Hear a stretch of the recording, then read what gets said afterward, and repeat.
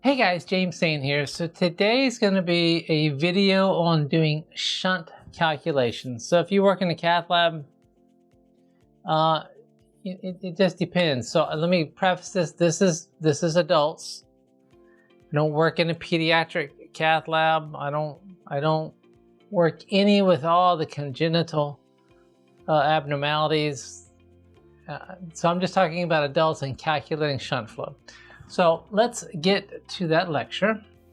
Okay, so in shunt calculation, and I'm not going to get into all the, this high atrial shunt's called this, middle shunt's called that, lower atrial shunt's called this. It's like if you have a shunt calculation, how do you figure out what the shunt is, and how do you figure out is it left or right?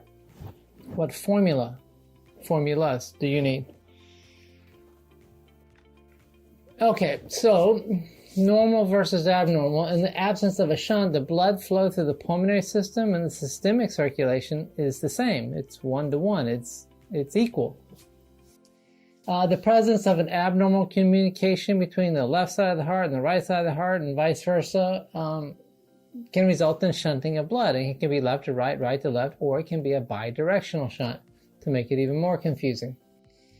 It just depends. What are the pressures in each chamber, helping to determine which way the shunt's going. Intracardiac shunt is most commonly due to congenital heart defects, such as atrial septal defect, ventricular septal defect, a patent ductus arteriosus. Shunts can be acquired. You can, sometimes you do it on purpose. You poke a hole in the right atrium over the left atrium on purpose. For pulmonary vein isolation, or you could have, after a post-MI, you could have some type of rupture in the septum. There's different reasons. Now, looking at the screen here, this is a cartoon drawing of an atrial septal defect where there's an abnormal communication, whether it's a PFO or for whatever reason, but blood communicated here. They have a left to a right side of the heart shunt. And here, a ventricular septal defect where they have blood going from the left side of the heart over to the right side of the heart, being a VSD or a left ASD. Here's a drawing. They have the arrow going both ways, so a bidirectional shunt in the atrium. And where patent ductus arteriosus, where the aorta communicates with the pulmonary vein, that's supposed to go away after you're born. It's rare in adults, but again, I don't do anything with kids. So when you're doing a right heart catheterization, just bear in mind, so everything on the right side of the heart is ballpark 65 to 75%. Some people say 70% is normal. So one relatively easy way, if you just have a single shunt that's only in one direction, everything on the right side of the heart, the right atrium, the right ventricle, the pulmonary artery, that's all unoxygenated blood. It hasn't made it to the lungs yet to do the exchange of gas and pick up oxygen, and then the pulmonary veins return blood to the atrium, left atrium. All that is oxygenated blood. So if you see something on the right side of the heart, if you're like, you have a sample where it's 65 here, 65 here, 75 here, it can't, the oxygen level of the blood shouldn't go up until it's been to the lungs to pick up oxygen. Conversely, if you're looking at the left side of the heart, 98% here, 98% here, 81% here. Okay, and so just keep in mind, you can ballpark it easy. You sometimes, not always, but usually you can ballpark it and say it's a left to right or right to left, just by knowing that the unoxygenated side is about 75% and the oxygenated side is, what's a normal O2 stat? 90 to 100. It just depends on the patient's clinical state as well. So. So the pulmonary artery, the pulmonary artery is the only artery in the body that's carrying unoxygenated blood from the right ventricle out to the lungs.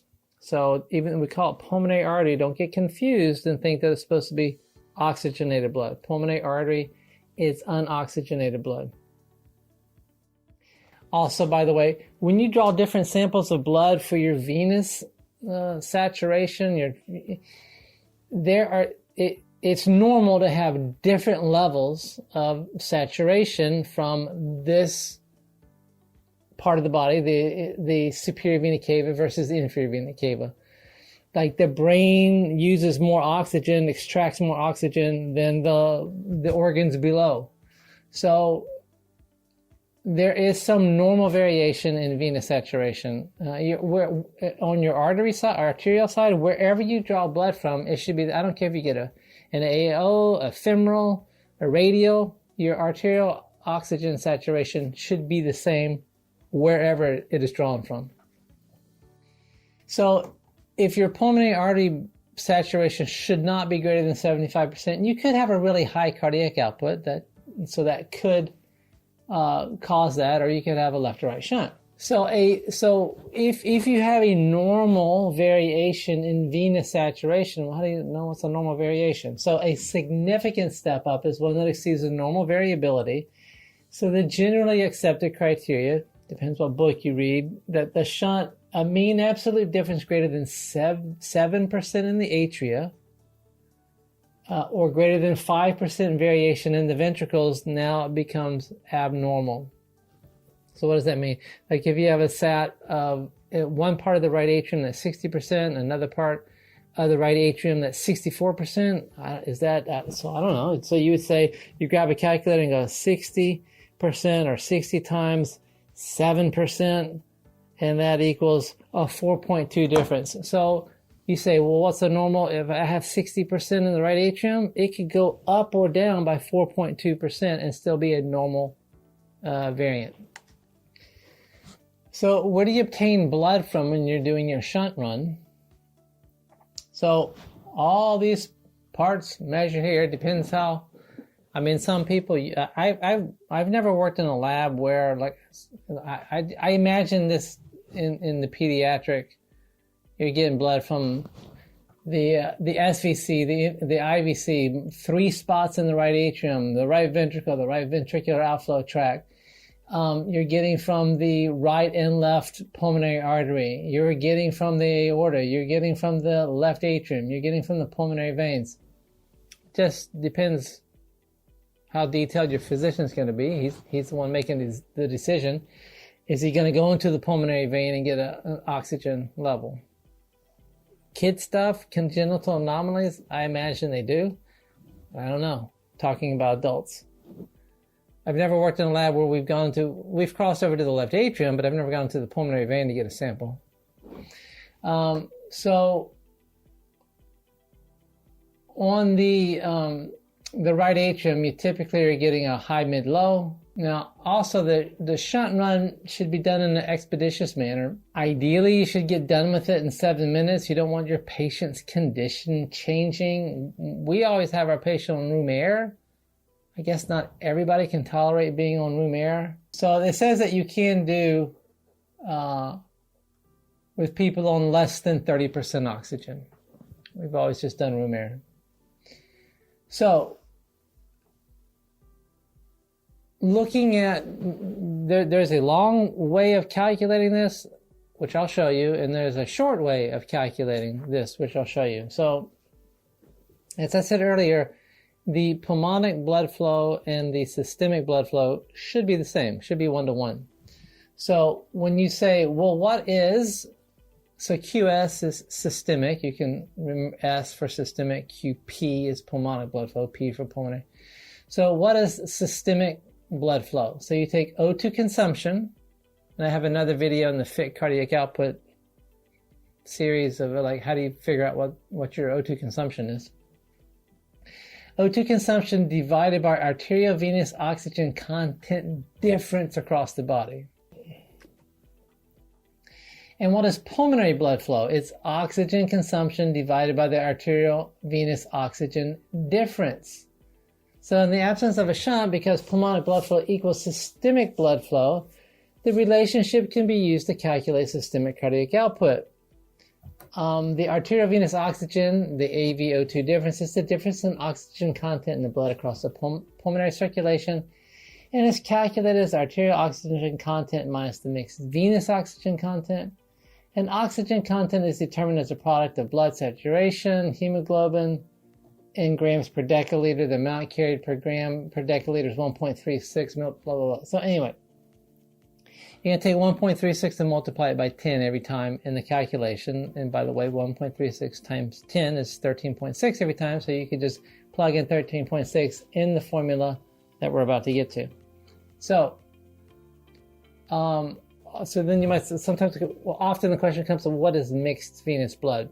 So mixed venous blood, aside from shunts, the only place you should get your mixed venous blood is from the pulmonary artery. So when you have your catheter out, getting your PA, and you do not have the balloon inflated, that's your mixed venous.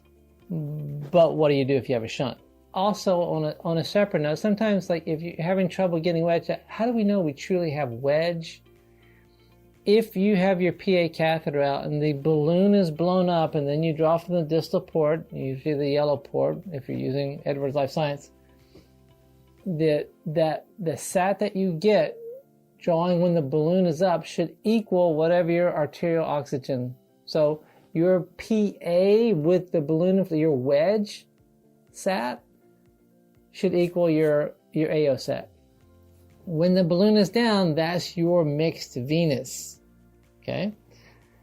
Now, in the presence of a left to right shunt, the pulmonary artery blood does not represent mixed venous blood, because you have some blood from the left atrium making it over, some blood from the left ventricle making it over to the right side of the heart, and then that's going out into the pulmonary artery. So that's not your true mixed venous. So how do you know where to draw the blood from? So one method is simply choose a chamber proximal to the shunt. So if you know you have a ventricular septal defect, well, then your mixed venous is blood from your right atrium. That does make it a little more complicated if what if you have an atrial septal defect? All right, so you have to use this thing called the Flamm formula if you have an atrial septal defect to figure out what your mixed venous blood is. So what's the Flamm formula? You use it when you have an atrial septal defect. So you take your superior vena cava sat times 3 plus your inferior vena cava sat divided by 4. That's your mixed venous blood. So a lot of times you got to figure out, well, what's the AO sat, what's the pulmonary vein sat, what's the mixed venous sat, so that you can start plugging these numbers into the formula. Now, Morton J. Kern says in the cath lab handbook, cardiac cath lab handbook, that when pulmonary venous blood is not collected, assume that the pulmonary venous percent sat is 95%. Page 196.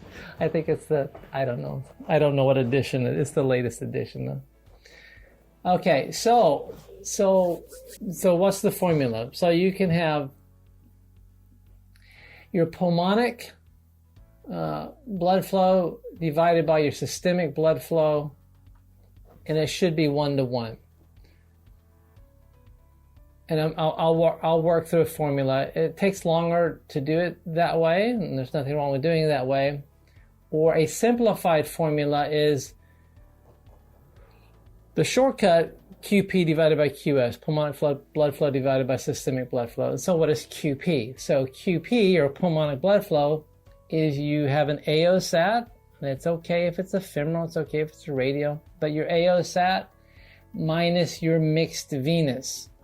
So again, that's your pulmonary vein, that's your pulmonary artery when the balloon is deflated, unless you have a left to right shunt. Then you're going to have to use the Flamm. So it's AO sat minus mixed venous sat divided by your pulmonary vein sat. Did you get blood from the pulmonary vein? Are you going to assume it's 95? Are you going to take an AO minus your PA sat? Your PA sat is your mixed venous, and that gives you a ratio. Now this is from this little simplified formula. It's probably from other books, but this excerpt here is from Wes Todd. And he says, hey, this formula looks weird. QP looks opposite to pulmonary AV difference, but that is the way this formula is always set up. It's not a mistake. That's because of the inverse relation between the arterial venous difference. You may look at it and go, pulmonic blood flow, why am I looking at AO sat minus mixed venous? You may say systemic blood flow, why am I looking at vein? I think these got flipped. They didn't get flipped. That's the way the formula works. So let's do before we do a calculation. So the pulmonary blood flow divided by the systemic blood flow, it's a ratio. It should be 1-to-1 in you. I mean, hopefully if you're watching the video, I'm 1-to-1, I hope. So a pulmonic blood flow divided by systemic blood flow of 1 to 1.5 is a small left being pushed over to the right shunt. Or a QPQS greater than 2 now is a large left to right shunt. And if the QPSQS is less than 1, it is a right to left shunt. So like if it was 0.5, then it would be a right to left shunt. So let's look at some examples how to calculate that. So there's that for you. There's some congenital information just for your reference here. All right, so here's some data. So we got to have hemoglobin. We have O2 consumption. O2 consumption is not 125. It's 125 times BSA. So turn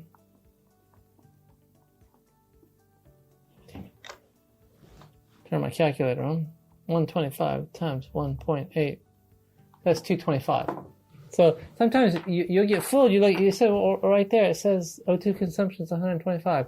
It's a given that it's 125 times the BSA. There's multiple ways to calculate O2 consumption.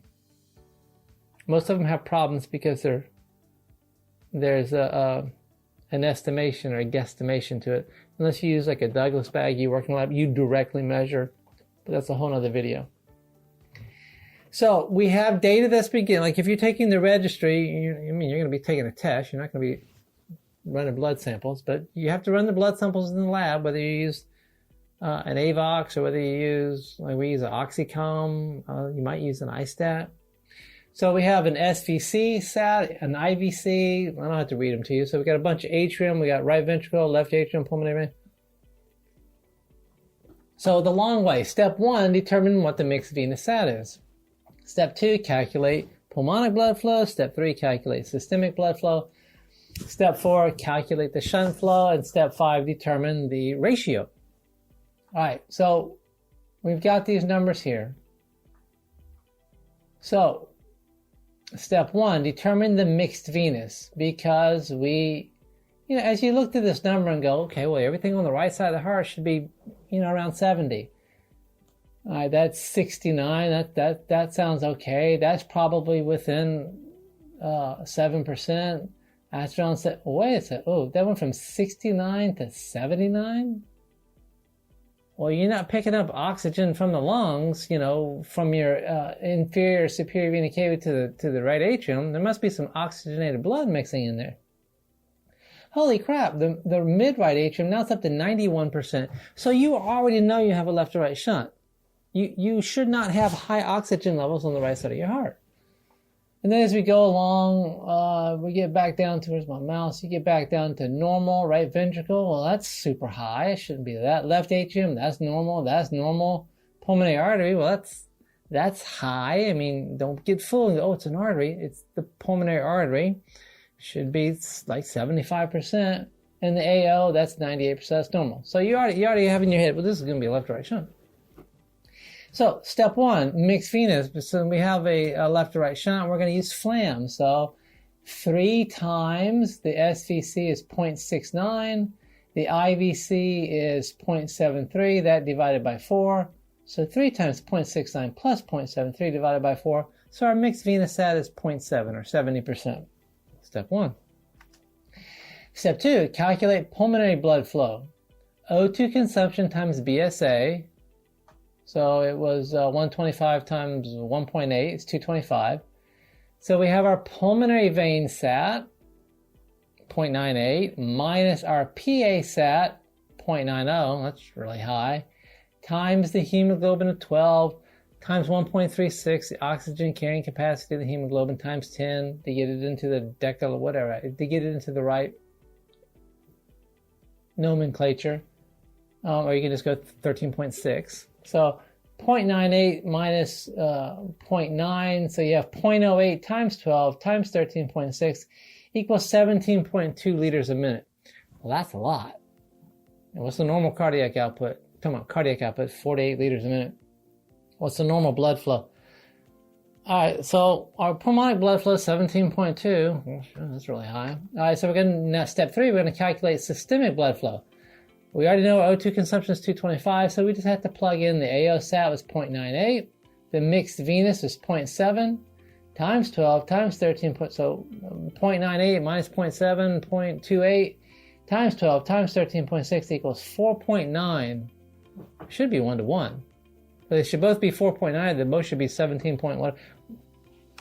So now we've got our shunt flow, QP minus QS, 17.2 minus 4.9, we have a difference of 12.3 liters a minute, so that ratio, 17.2 divided by 4.9, is 3.5 to 1. Just a couple of slides ago, we said greater than 2 with a large left-to-right shunt. So we have a large left-to-right shunt. So that's going through the long way. If you want to do the shortcut, so determine the pulmonic and the systemic blood flow using the simplified formula. So the pulmonic blood flow, it might look like it's reversed, but it's not.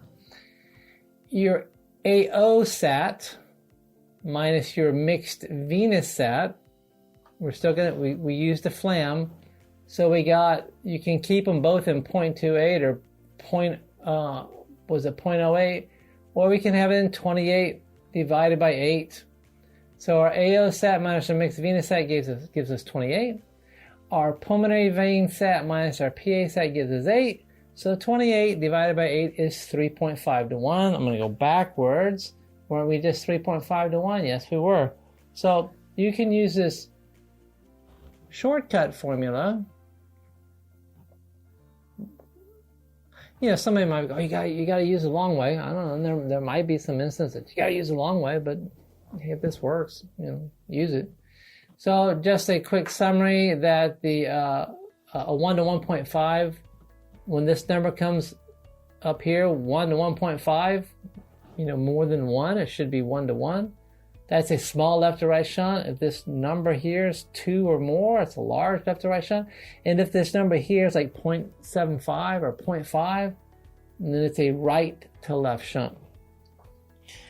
All right, guys, I hope that helps in your understanding of shunt calculation anyway. If you liked the video, hit the thumbs up. It would help my channel. And if you found the information helpful or useful, consider subscribing to the channel. And if you do, remember to turn on notifications so that you don't miss when the next video comes out. All right, guys, thanks so much. We'll see you in the next video.